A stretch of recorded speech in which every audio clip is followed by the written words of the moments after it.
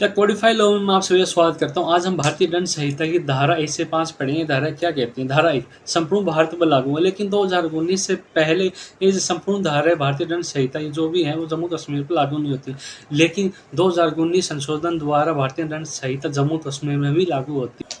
धारा 2 ये कहती है जो कोई व्यक्ति भारत में रहते हुए भारत में आके किसी प्रकार का आपराधिक कार्य करता है तो भारतीय दंड संहिता द्वारा उसे अपराधी माना जाएगा और उसे भारतीय दंड व्यवस्था अकॉर्डिंग उसे सजा सुनाई, चाहे वो भारतीय हो चाहे विदेशी हो, सभी के लिए भारत में कानून समान है। तो इस संहिता के द्वारा उसे दंड माना जाएगा। तो भारतीय दंड संविधान जो धाराएं बनती है उस पर लागू होंगे। जैसे उदाहरण के लिए दे सकते हैं कर्नाटक की एक निक नाम का व्यक्ति और नैना नाम की एक महिलाएं होती हैं जो आपस में बहुत प्यार करते हैं और शादी करना चाहती हैं। शादी करने के लिए उन्हें भारत के काफ़ी विधि जो रीति रिवाज हैं और उन काफ़ी परिचित हैं और उन काफ़ी कुछ मानते हैं।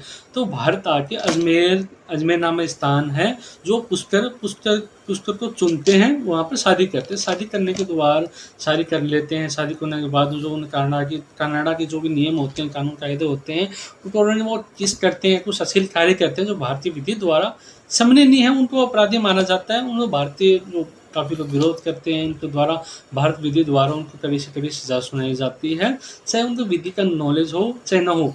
भारत में सभी लोगों को समान माना जाए, तो कोई व्यक्ति भारत में आकर कोई भी अपराध करे सभी के लिए समान है। जैसे उदाहरण के रूप में हम देख सकते हैं, काफ़ी लोग भारत में घूमने के लिए आते हैं। भारत में घूमने के बाद में कुछ नशा पता करते हैं, घूमते फिरते हैं, अफीम चरस लेते हैं, किसी लोग को देते हैं, फिर उनको पुलिस द्वारा उनको पकड़ा जाता है।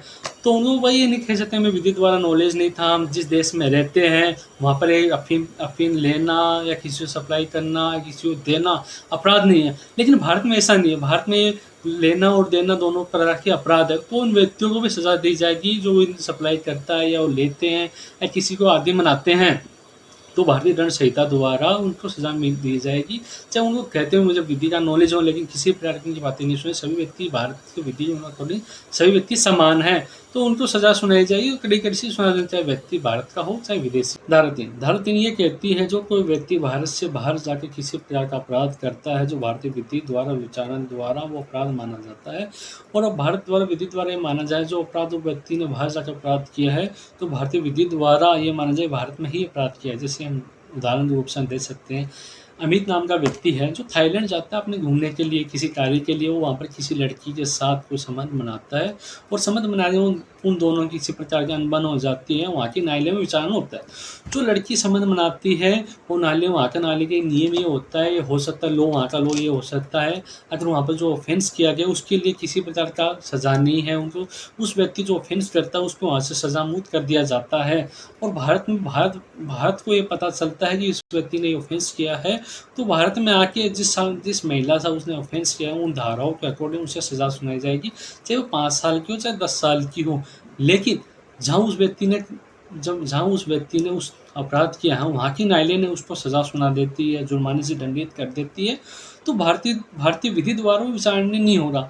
चाहे वहाँ पर आके वो ये कह सकता है, पुलिस द्वारा उनको गिरफ्तार किया जा सकता है, उसके बाद वो अपनी दलील प्रस्तुत कर सकता है, वहाँ के न्यायालय ने मुझे सज़ा सुना दी गई है तो अब भारतीय विधि द्वारा मुझे सज़ा नहीं दे सकते।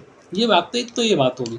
सेकेंड बात हम देख सकते हैं, जो कोई व्यक्ति बाहर जाके जैसे कनाडा जाता है, कनाडा जाके वहाँ पर जाके दारू पीता है और करता है, वहाँ पर किसी महिला के साथ, किसी व्यक्ति के साथ, किसी रेस्टोरेंट में असामाजिक तत्व फैलाता है, मारपीट करता है या कुछ भी कर सकता है। उस व्यक्ति अपनी खुद की विचारधारा हो सकती है, जो विचार करता है, जो अपराध करता है, वहाँ की विधि द्वारा वो अपराध 1 वर्ष के लिए सजा के लिए दंडित होता है। लेकिन वही अपराध भारत में 10 साल के लिए दंडित किया जाता है, लेकिन किसी कारण द्वारा उसको जमानत मिल जाती है, ना कि उसे जुर्माना दिया जाता है, ना उसे सज़ा सुनाई जाती है।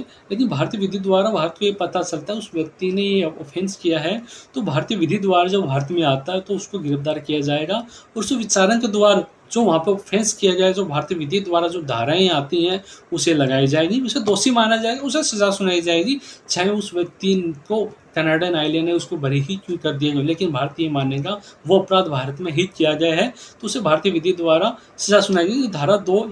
धारा 3 ये कहती है।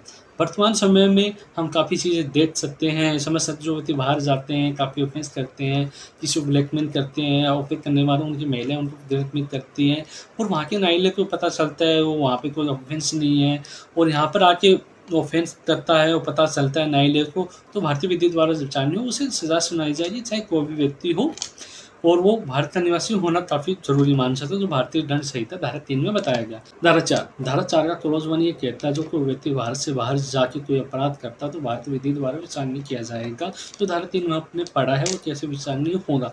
धारा 4 क्लॉज 2 ये कहता है भारत में रजिस्टर किसी विमान या पोर्ट द्वारा कोई अपराध किया जाता है, वहाँ पर चाहे वो किसी भी राष्ट्र द्वारा जब भारत में रजिस्टर्ड हो, उसमें रजिस्टर्ड द्वारा विमान या पोर्ट में कोई अपराध किया जाता है तो भारतीय विधि द्वारा कार्रवाई होगी, उसे दंडित किया जाएगा। धारा 4 क्लॉज 3 ये कहती है जो भारत से बाहर कोई व्यक्ति भारत के द्वारा कोई कंप्यूटर यान द्वारा को भारत में स्थित को अपराध करता है तो भारतीय विधि द्वारा IT एक्ट द्वारा उसे कानूनी सजा सुनाई जाएगी, उसे अपराधी माना जाएगा और उसे कार्रवाई होगी। धारा 5 ये कहती है, धारा 5 काफ़ी अलग देख सकते हैं जो इस एक्ट पर या इस भारतीय दंड व्यवस्था पर लागू नहीं होती, जैसे आर्मी, वायुसेना, थल सेना, जो आर्मी जो सेना से रिलेटेड जो भी अधिकारी ऑफिसर हैं जो देशद्रोह या आर्मी विद्रोह से रिलेटेड कोई भी कार्य करते हैं तो भारतीय विधि द्वारा उनसे विचार नहीं करते। जो आर्मी एक्ट होते हैं, उनके पर्सनल लॉ होते हैं, उनके द्वारा विचार नहीं किया जाएगा।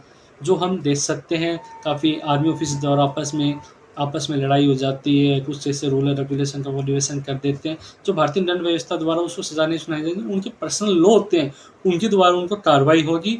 जो उनके सीनियर अधिकारी उन पर जो कार्रवाई करेंगे वो उनसे कर सकते हैं। जो भारतीय विधि द्वारा जो IPC में वो चीज़ लागू नहीं होगी, उनके लिए स्पेशल लॉ बनाया गया है जो आर्मी एक्ट में लागू होता है, आर्मी सर्विसेज उसमें ये शामिल होगा। ये भारतीय विधि में सेक्शन 5 ही लागू नहीं होगा।